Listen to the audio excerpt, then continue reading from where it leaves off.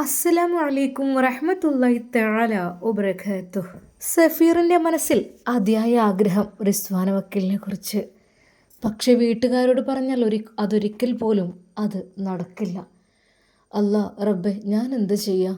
എൻ്റെ മനസ്സിൻ്റെ ഉള്ളിൽ അതിയായ ആഗ്രഹമുണ്ട്. ആഷിയോട് കാര്യം പറഞ്ഞപ്പോൾ ആഷി പറഞ്ഞു, നമ്മുടെ ഉസ്താദിൻ്റെ ക്ലാസ് കേട്ടില്ലേ, അതെ, നിനക്ക് താല്പര്യമാണെങ്കിൽ നമുക്ക് പെട്ടെന്ന് തന്നെ നടത്തണം കേട്ടോ. എന്നാൽ ഈ സമയം അതാ ജസീറും സ്വപ്നം കാണുകയായിരുന്നു വക്കീലിനെ കുറിച്ച്. അതെ, വക്കീൽ നല്ല ഭംഗിയുള്ള പെണ്ണ്. കുഴപ്പമില്ല, മൊത്തത്തിൽ ആളൊരു ലുക്ക് അടിപൊളി തന്നെയാണ്.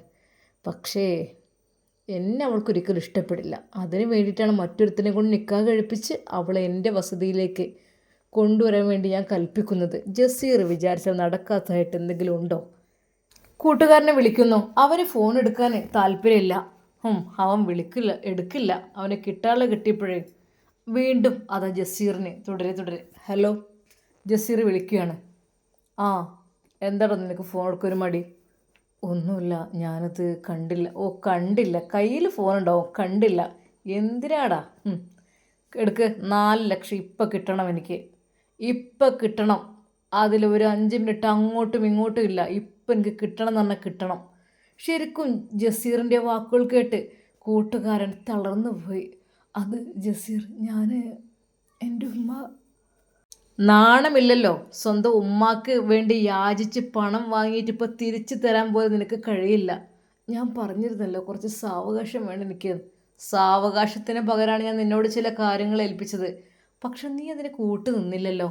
നീ എന്നെ ചതിക്കായിരുന്നില്ലേ? എനിക്കിപ്പം കിട്ടണം, അല്ലെങ്കിൽ നിൻ്റെ വീട് ഇങ്ങോട്ട് വിറ്റിട്ടുണ്ട് കൊണ്ടാ എൻ്റെ ക്യാഷ്.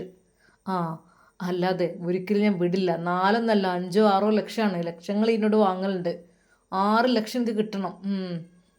അത് ജസീർ, ഞാൻ എന്ത് പറഞ്ഞിട്ട് കാര്യമില്ല. നിൻ്റെ തള്ളയുടെ അസുഖം മാറാൻ ഞാനല്ലേ നിന്നെ ഹെൽപ്പ് ചെയ്തത്? ഓപ്പറേഷൻ വേണമെന്നാണ് മോങ്ങിയപ്പോൾ അന്ന് നീ എന്തൊക്കെയായിരുന്നു വാക്ക് തന്നിരുന്നത്? ഇപ്പം പിന്നെ ഒന്നുമില്ലാത്ത രീതിയിലായി അല്ലേ? എനിക്ക് കിട്ടാനുള്ള 6 ലക്ഷം ഇപ്പം ഇവിടെ കിട്ടണം, അല്ലെങ്കിൽ ഉണ്ടല്ലോ നിൻ്റെ പറയിപ്പിക്കണ്ട. എന്നാൽ അവൻ വല്ലാതെ അങ്ങ് വിഷമിച്ചു പോയി. ജസീർ പ്ലീസ്, കുറച്ച് സാവകാശം തരണം. ഞാൻ എങ്ങനെയെങ്കിലും അത് വീട്ടിൽ തരാം. എന്തൊക്കെ തന്നെയാലും നീ ഞാൻ പറഞ്ഞ പണി കേൾക്കൂലല്ലേ? അത് ഞാൻ ഇപ്പോൾ അങ്ങനത്തെ ഒരു സിറ്റുവേഷനിലല്ല. നീ അന്ന് പെണ്ണ് കാണാൻ പോയി കണ്ട് ഇഷ്ടപ്പെട്ടൊക്കെ വന്നിട്ട് നിനക്കെന്താ ഇപ്പോൾ ഒരു പെട്ടെന്നൊരു മനംമാറ്റം? അത് നീ പറ. അത് ഒന്നുമല്ല, എനിക്ക് എൻ്റെ ഉമ്മാൻ്റെ അസുഖം. അതൊന്നല്ല, നീ സത്യം പറയേ. എനിക്കുള്ള പെണ്ണാണെന്ന് പറഞ്ഞിട്ടല്ലേ നിനക്ക് മനം മാറിയത് നിൻ്റെ? പിന്നെ വേണ്ടാത്തിന് നിൽക്കണ്ട. പറഞ്ഞില്ലെന്ന് വേണ്ട. എന്നാൽ ജസീർ കലി തുള്ളി നടക്കുകയാണ്. എങ്ങനെയെങ്കിലും റിസ്വാന വക്കീലിനെ എൻ്റെ പെണ്ണാക്കി എൻ്റെ റൂമിലേക്ക് എനിക്ക് കൊണ്ടുവരണം. അതാണ് ഞാൻ ആഗ്രഹിക്കുന്നത്. പക്ഷേ ഒരിക്കൽ പോലും സഫീർ അവളെ വിവാഹം കഴിക്കുവാൻ ആഗ്രഹിക്കുന്ന കാര്യം ജസീർ അറിയുന്നേയില്ല. ഒരു പക്ഷേ ജ്യേഷ്ഠനും അനിയനും ആഗ്രഹിച്ചത് ഒരു പെണ്ണിനെയാണെങ്കിൽ എന്തായിത്തീരും അവസ്ഥ? വീണ്ടും അതാ അവൻ്റെ ഫോണിലേക്ക് ജസീർ വിളിക്കുന്നു. എന്താ 6 ലക്ഷം ഇവിടെ പെട്ടെന്ന് തരാനാ പറഞ്ഞത്. ഈ സ്പോട്ടിൽ എനിക്ക് കിട്ടണം, അല്ലെങ്കിൽ എൻ്റെ സ്വഭാവം മാറും. അത് ജസീർ, ഞാൻ എന്തായാലും കുറച്ച് സാവകാശം തന്നു കഴിഞ്ഞാൽ ഞാൻ എങ്ങനെയെങ്കിലൊക്കെ എനിക്കറിയാം നിനക്കത് എത്രമാത്രം തരാൻ കഴിയും എന്നുള്ളത്. അത്രക്കും കടത്തിൽ മുങ്ങിക്കിടക്കണ നീ ഇപ്പോൾ 6 ലക്ഷം എവിടെ നിന്ന് തരാനാടാ? നിൻ്റെ വീട് വരെ ജപ്തിയുടെ വക്കീലാണ്, അതെനിക്ക് നന്നായിട്ട് അറിയായിട്ടല്ല. അത് ഞാൻ എന്തൊക്കെ തന്നെയല്ലേ എങ്ങനെയെങ്കിലും എങ്ങനെ തരാൻ? നീ വേണ്ടാത്തിന് നിൽക്കണ്ട. ഞാൻ പറഞ്ഞതനുസരിച്ച് നിന്ന് നിക്കാഹിന് വേണ്ടി റെഡി ആയിക്കോ. അതിൻ്റെ അപ്പുറത്തേക്ക് ഇല്ല. അതെ, ഓൾ ഈ നിക്കാഹ് ചെയ്യണം. നിക്കാഹ് ചെയ്തിട്ടുണ്ട് കൊണ്ടാ എൻ്റെ കയ്യിൽ, ബാക്കി കാര്യം ഞാൻ ചെയ്തോളാം. ശരിക്കും അവൻ്റെ വാക്കുകൾ കേട്ട് കൂട്ടുകാരന് അറപ്പും വെറുപ്പുമാണ് വന്നത്. ഇങ്ങനെയുണ്ടാവുമല്ലോ ഒരു മനുഷ്യത്വം ഇല്ലാത്ത. എന്നോട് ക്ഷമിക്കണം ജസീർ, ഞാൻ ഒന്നും വേണ്ട. ഞാൻ പറഞ്ഞല്ലേ ക്യാഷ് ആവശ്യപ്പെടുന്ന എന്തിനാ? നീ അതിന് കൂട്ട് നിൽക്കില്ല എന്നറിയുമ്പോൾ, അഥവാ നീ അതിന് കൂട്ട് നിൽക്കില്ലെങ്കിൽ എനിക്ക് തരണം. നിൽക്കുകയാണെങ്കിൽ ഓക്കെ, വേണ്ട. ഞാൻ 6 ലക്ഷം നിനക്ക് ഓഫർ തന്നിരിക്കുന്നത്. എവിടെ നിന്ന് കിട്ടും ഇങ്ങനൊരു കൂട്ടുകാരനെ നിനക്ക്? പക്ഷേ നിക്കാഹ് ചെയ്യൽ അത് നിൻ്റെ കടമയാണ്. എന്നാൽ അവൻ നിസ്സഹനായി. ഞാൻ എനിക്ക് സമയം തരാം, ഒരു 5 മണിക്കൂറിനുള്ളിൽ ആ ക്യാഷ് എനിക്ക് എത്തിച്ചു തരണം. അല്ല ഉണ്ടെങ്കിൽ അവളോട് പോയിട്ട് നിക്കാഹിൻ്റെ കാര്യം സംസാരിക്കണം, മനസ്സിലായല്ലോ? അല്ലെങ്കിൽ അവളുടെ ഉപ്പാക്ക് വിളിക്കണം, നീ തന്നെ വിളിക്കണം. വിളിക്കടാ. അത് ഞാൻ 5 മണിക്കൂറില്ലേ. അവൻ നിസ്സഹായനായി പടച്ച റബ്ബിനോട് ദുആ ചെയ്ത്, റബ്ബേ ഞാൻ എന്ത് റബ്ബേ ചെയ്യും ഇതുപോലുള്ള ദുഷ്ടന്മാർക്കിടയിൽ.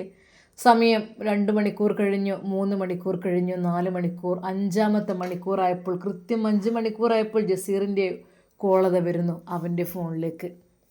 ഹലോ, എന്തായി? 5 ആയി, എന്തായി? സെറ്റായോ പൈസ? എന്നെടുത്തു വാ. അതോ നിക്കാഹിൻ്റെ കാര്യം പറയാനായോ? അത് ഞാൻ അവിടെ നിൽക്ക്, ഞാൻ അങ്ങോട്ട് വരാം. പെട്ടെന്ന് തന്നെ അവൻ ബുള്ളറ്റിൽ കയറി നേരെ അവൻ്റെ അടുത്തേക്ക് ചെന്ന്, വിളിക്കടാ അവളെ തന്തയ്ക്ക് വിളിക്ക്, വേഗം വിളിക്ക്, നിക്കാഹ് പെട്ടെന്ന് കാര്യങ്ങൾ സെറ്റാക്കണമെന്ന് പറയും. അത് ജസീർ, ഞാനൊരു ചതിയാനാവൂലേ? എന്ത് ചതി? നീ വിളിക്കടാ, നീ വിളിക്കൂലേ? നിൻ്റെ ഫോണിൽ നിന്ന് തന്നെ വിളിക്ക്. അപ്പോൾ തന്നെ അവൻ്റെ ഫോൺ എടുത്തുകൊണ്ട് കയ്യിൽ കൊടുത്ത്, വിളിക്കടാ. അത് അയാളുടെ നമ്പറിൽ വിളിക്കുന്നു. പഠിച്ചോനെ, ഞാൻ ചതിക്കുന്ന പോലെയാവുമല്ലോ. പഠിച്ചോനെ,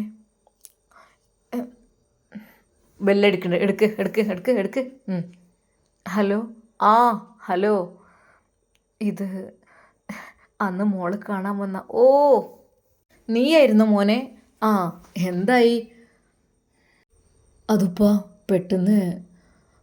എന്നാൽ ജസീർ അവിടുന്ന് ഒരു ആംഗ്യം കാണിച്ച്, പറയടാ, പറയാനാ പറഞ്ഞത്. അതുപ്പാ എനിക്ക് പെട്ടെന്ന് കല്യാണം മോനെ.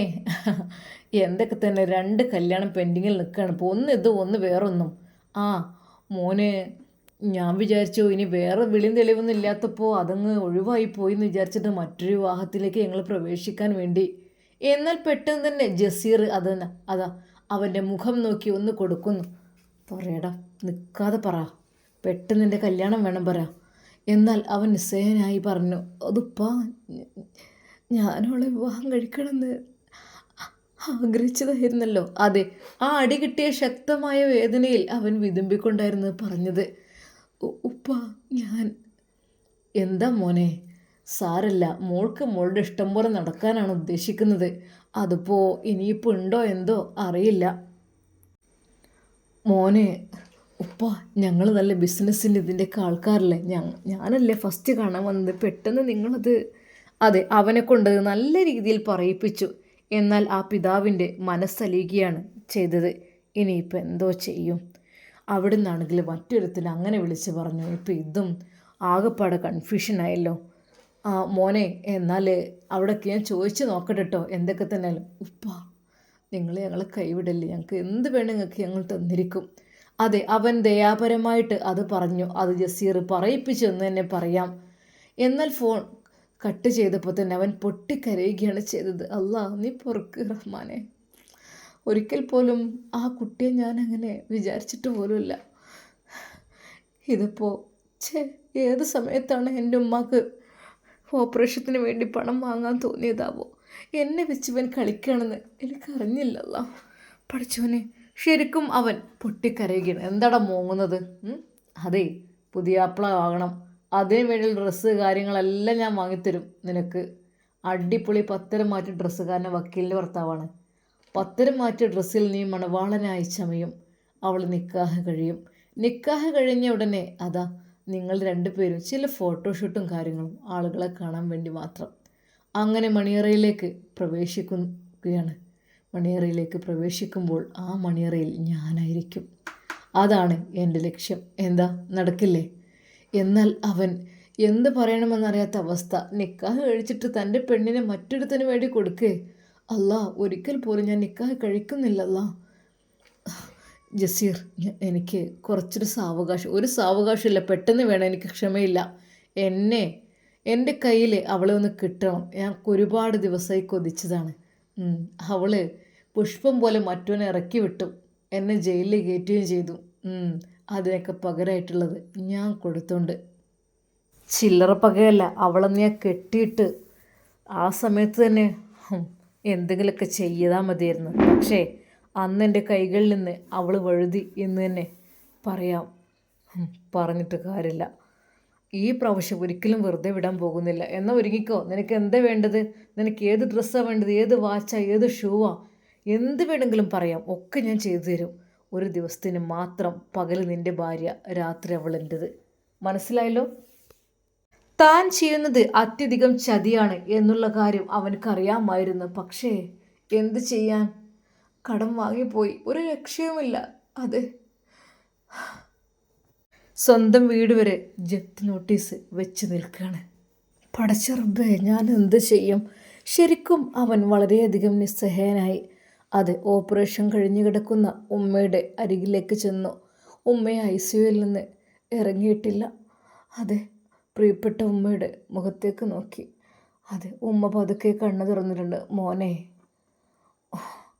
ആ ഉമ്മ. ഉമ്മ കുഴപ്പമൊന്നുമില്ലല്ലോ? ഇല്ല മോനെ. മോനെ, ഉമ്മാൻ്റെ കുട്ടിക്ക് എങ്ങനെയാണ് ഇത്ര തോന്നെ പൈസ കിട്ടിയത് എൻ്റെ ചികിത്സക്ക് വേണ്ടിയിട്ട്? എൻ്റെ കുട്ടി എവിടെ നിന്നാണ് കിട്ടിയത്? ഞാൻ മരിച്ചാൽ മതിയായിരുന്നല്ലോ. അതെ, ഓപ്പറേഷൻ വേണ്ടില്ലായിരുന്നു മോനെ. ആ പഠിച്ചവൻ്റെ അടുത്ത് കണ്ട് പോയ ഒന്നും വേണ്ടില്ലായിരുന്നു. ഉമ്മാൻ്റെ കുട്ടി എന്താ ചെയ്തത്? നമ്മളെ വീട് വരെ ജപ്തി നോട്ടീസായി അടിച്ചു കിടക്കല്ലേ. എന്താ മോനെ എൻ്റെ കുട്ടി ചെയ്തത്? ഉമ്മ, അതൊന്നും കുഴപ്പമില്ല. അതൊക്കെ ഞാൻ വീട്ടിൽ കൊണ്ടുമ്മ, കുഴപ്പമില്ല. അത് കുറച്ച് അഡ്ജസ്റ്റ് ചെയ്തതാണ്. പഠിച്ചോനെ, എൻ്റെ കുട്ടി, ഉമ്മാൻ്റെ കുട്ടി എന്തിനാ ഇത്ര ബുദ്ധിമുട്ട്? ഉമ്മ പോയ എനിക്ക് ആരും ഉണ്ടാകുക? എനിക്ക് ആരും ഉണ്ടാവില്ലല്ലോ ഉമ്മ. അത് ഉമ്മക്ക് ഇത്ര ഒരു സംഖ്യൻ്റെ ഓപ്പറേഷൻ വേണമെന്ന് പറഞ്ഞപ്പോൾ എനിക്ക് എൻ്റെ ഉമ്മ നഷ്ടപ്പെട്ട് കഴിഞ്ഞാൽ ഞാൻ എന്താ ചെയ്യുക? പൈസ എങ്ങനെ ഉണ്ടാക്കുമ്മ? പക്ഷെ എനിക്ക് എൻ്റെ ഉമ്മ പോയി കഴിഞ്ഞാൽ എനിക്ക് ആരും ഉണ്ടാകുക? ശരിക്കും അവൻ്റെ അവസ്ഥ ശരിക്കും വളരെയധികം പരിതാപകരമായിരുന്നു. ആ ഉമ്മ കണ്ണുനീരോടെ തന്നെ പൊന്നുമോൻക്ക് വേണ്ടി പ്രാർത്ഥിച്ചു. എന്നാൽ ഇപ്പോൾ ആകെ പെട്ടുകിടക്കുകയാണ് ജസീർ. അവന് ശല്യം ചെയ്യുന്നൊരു ഭാഗത്ത്, മറ്റൊരു ഭാഗത്ത് മറ്റു രീതിയിലും. പഠിച്ചോനെ, ഞാൻ എന്ത് ചെയ്യാം? അവളുടെ പിതാവിന് വരെ എന്നെക്കൊണ്ട് വിളിപ്പിച്ചു. പക്ഷെ റിസ്വാൻ വക്കീലിനോട് കാര്യങ്ങളെല്ലാം ഒന്ന് തുറന്നു പറഞ്ഞിരുന്നെങ്കിൽ തീർച്ചയായും എന്തെങ്കിലുമൊക്കെ ഒരു നടപടി ഉണ്ടാകുമായിരുന്നു. പക്ഷെ അവൾക്ക് എന്നെ കാണുന്നത് ഭയമാണ്. ശരിയാണ്, ഞാൻ വിവാഹക്കാര്യത്തിന് വേണ്ടി ചെല്ലണ വിചാരിച്ചിട്ട് അവൾ പറഞ്ഞത് ശരിയാണ്. നല്ല പെണ്ണാണ്. കാരണം ആരും ഇല്ലാത്ത ഈ സമയത്ത് ഇവിടെ നിൽക്കുന്നത് ശരിയല്ല എന്ന് പറഞ്ഞത് അത് വളരെയധികം കറക്റ്റ് തന്നെയാണ്. പക്ഷേ എന്തപ്പം ചെയ്യാം? എന്നാൽ ഈ സമയം അതാ നമ്മുടെ റിസ്വാന വക്കീൽ ഗൾഫിലേക്ക് പോകുവാനുള്ള തയ്യാറെടുപ്പിലായിരുന്നു. അത് ഉമ്മയുടെയും ഉപ്പയുടെയും അടുത്തേക്ക് പോകണം, കുറച്ച് അവരുടെ കൂടെ നിൽക്കണം എന്നുള്ള ചിന്തയൊക്കെയായിരുന്നു വക്കീലിനെ.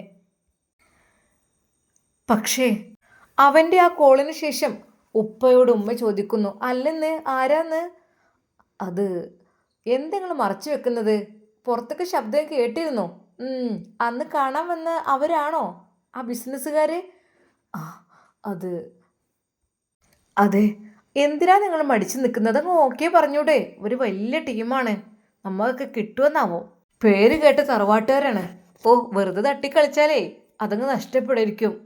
അത് നീ ഒന്നും മിണ്ടാതിരിക്കേ, എനിക്കൊന്ന് ആലോചിക്കാനുണ്ട്. എന്താ ആലോചിക്കുക? നിങ്ങൾ ആലോചിച്ച് എവിടെ എത്തുന്നാവോ?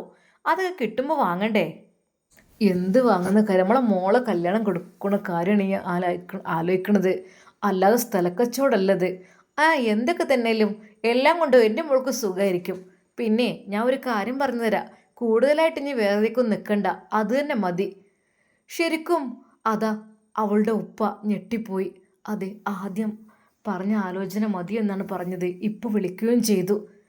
ഹോ എൻ്റെ റബ്ബേ, ഇനിയിപ്പോൾ എന്താ ചെയ്യുക? എന്നാൽ ജസീറിൻ്റെ കൂട്ടുകാരന് വല്ലാത്ത ടെൻഷനായിരുന്നു.